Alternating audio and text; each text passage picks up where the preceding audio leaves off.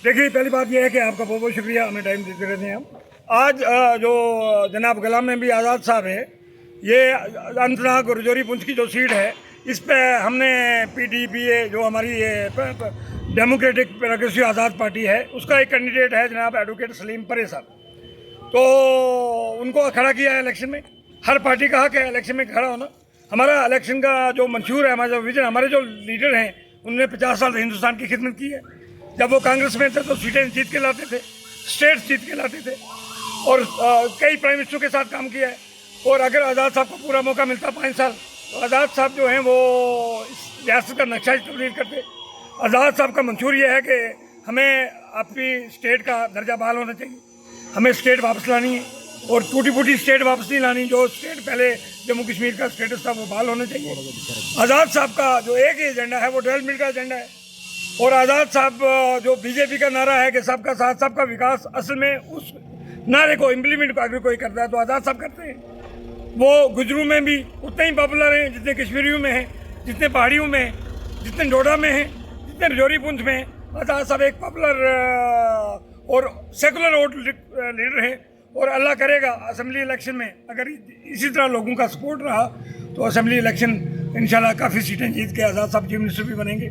और आप देखेंगे आज़ाद साहब हमेशा, आज़ाद साहब का जो विज़न है वो किसी की मुखालफत करना नहीं है। हमारा किसी शख्स या किसी शख्सियत के खिलाफ हमारा हर किसी ये मतलब नहीं है कि हम किसी की मुखालफत करें। हमारा अपना मंशूर जो है, अपनी पार्टी का मंशूर हमें देना है, लोगों को जोड़ना है। और आपने देखा होगा मीडिया के द्वारा, मीडिया के ज़रिए, आप भी मीडिया के लोग हैं, आप कवर करते रहते हैं कि आज़ाद साहब के साथ जमे गफीर मखलूक, अल्लाह की मखलूक, गरीब लोग, हर तबके के लोग, हिंदू, मुसलमान, सिख, सब लोग आज़ाद साहब के साथ जुड़े हैं।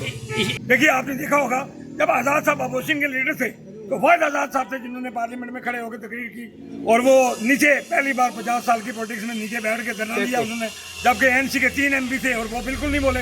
आज़ाद साहब ने प्रैक्टिकली ये साबित किया है कि वो लोगों के आदमी हैं, वो ग्रास रूट लेवल के उनके साथ पॉपुलरिटी है। और आज़ाद साहब ने वो तकरीर की है, इतनी बड़ी तकरीर बीजेपी के खिलाफ करके और एहतजाज करके, उसके बाद मोदी ने जब उनको अलविदा किया है तो मोदी ने ये कहा पार्लियामेंट के अंदर के एक बेहतरीन लीडर को हम अलविदा कर रहे हैं।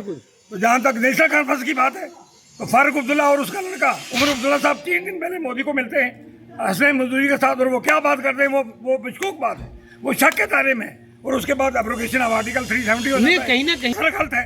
आज़ाद साहब कभी बीजेपी के साथ नहीं रहे, आज़ाद साहब कभी बीजेपी के मिनिस्टर नहीं रहे, आज़ाद साहब ने कभी बीजेपी की सपोर्ट नहीं ली है, बल्कि उमर अब्दुल्ला बीजेपी की गवर्नमेंट में मिनिस्टर था, फारूक अब्दुल्ला ने कार्ड किया। और मैं आपको मीडिया के वसात से कहूँगा, अगर आज भी फारूक अब्दुल्ला का अगर उसका लड़का इजाज़त दे या पार्टी इजाज़त दे तो आज भी फारूक अब्दुल्ला साहब बीजेपी के साथ कार्ड करने को तैयार है। हम भी पार्टी नहीं, हमें भी टीम नहीं कहा जाता, हमें भी टीम के नाम हमारा, हम लोग यहाँ पर हिंदू मुसलमान भाईचारा है। आपने कभी महसूस नहीं करेंगे कि यहाँ पर 99% मुसलमान हैं और 1% हिंदू है, और हिंदू बिल्कुल महफूज हैं, उनकी इज्जत महफूज है, उनकी जायदाद महफूज है, और मिलिटेंसी में उनको हमने नहीं जाने दिया। और वो कोई एक थर्ड रेटर कोई वहाँ पर वो बैनर में 47 की बात करता है, उसको तो अभी अंदर ही should be arrested and put behind bar.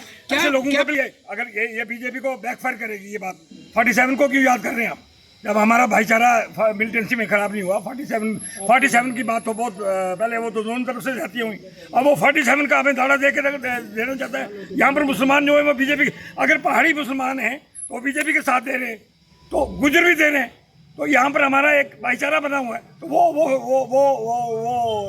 Loose ताक की है उसने, और सब लोगों के दिलों को मजबूर किया है। अनंतनाग राजौरी के लोगों को मेरा ये मैसेज रहेगा कि आपकी कॉन्स्टिट्यूंसी डिलिमिटेशन कमीशन ने खराब की है, हमारा बेड़ा गर्क किया है, हमारा सत्यानाश किया है, और हमें इस काबिल नहीं छोड़ा कि हम किसी अपने मेंबर पार्लियामेंट को चुन सकें।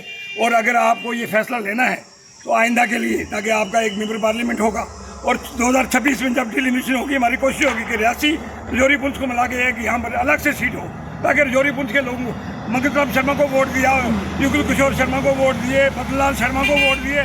और आपने देखा होगा, मुझे अफसोस से कहना पड़ता है, कोविड में इन लोगों ने एक एक्सरे मशीन तक नहीं दी, तो हमें इनको क्या करना है। Thank you.